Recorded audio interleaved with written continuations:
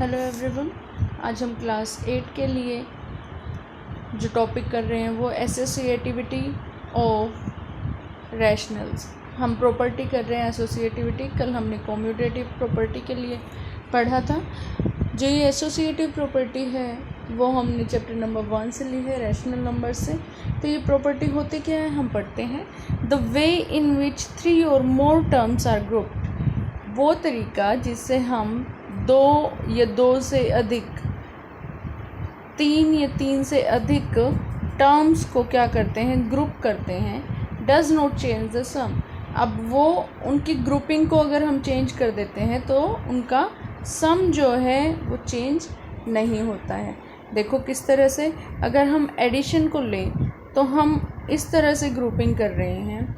एक बार तो हमने बी और सी पर ब्रैकेट्स लगाए हैं और एक बार ए और बी पर ब्रैकेट्स लगाई हैं। इसका मतलब पहले ये सॉल्व होगा और बाद में यहाँ पर पहले ए प्लस बी सॉल्व होगा। देखिए, जब हम -2/3, 3/5 और -5/6 ये 3 रैशनल नंबर्स के लिए इस प्रॉपर्टी को सॉल्व करेंगे तो हमारे पास क्या आता है, -9/10। और जब हमने इसकी ग्रुपिंग को चेंज कर दिया तब भी हमारे पास आंसर क्या आया, -9/10 आया। इसका मतलब addition is associative for rational number. Addition जो है वो रैशनल नंबर्स के लिए क्या है, एसोसिएटिव है, मतलब वो इस प्रॉपर्टी को सेटिस्फाई कर रहा है। इसके बाद आपके पास सब्ट्रैक्शन के लिए है। अगर आप सब्ट्रैक्शन करते हैं और ग्रुपिंग करते हैं चेंज, तो यहाँ पर क्या होगा, वो इक्वल नहीं आएंगी। और इक्वल ना आने की वजह से क्या होगा, subtraction is not associative for rational property. हम बोल देंगे जो रैशनल नंबर्स हैं उनके लिए हमारी सब्ट्रैक्शन जो है वो एसोसिएटिव नहीं है। इसके बाद हमारे पास मल्टीप्लिकेशन है। मल्टीप्लिकेशन में मल्टीप्लाई के साइन आ जाएंगे और यहाँ पर हम जब ग्रुपिंग करेंगे तो हमारे पास सेम आंसर्स आएंगे।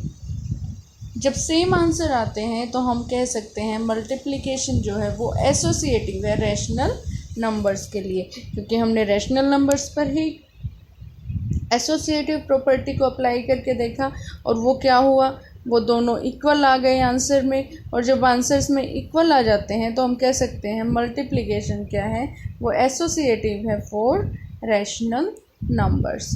देन हमारे पास टॉपिक आता है डिवीज़न। डिवीज़न के अंडर हम क्या करेंगे, मल्टीप्लाई की तरह जगह डिवाइड रखिए और ग्रुपिंग चेंज कीजिए।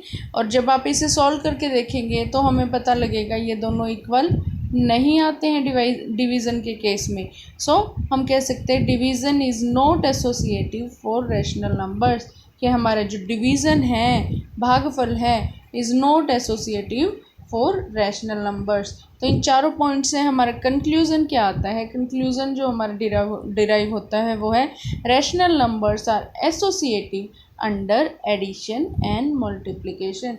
जो आपके रैशनल नंबर्स हैं वो प्लस और मल्टीप्लाई के लिए ही एसोसिएटिव प्रॉपर्टी को सेटिस्फाई करते हैं।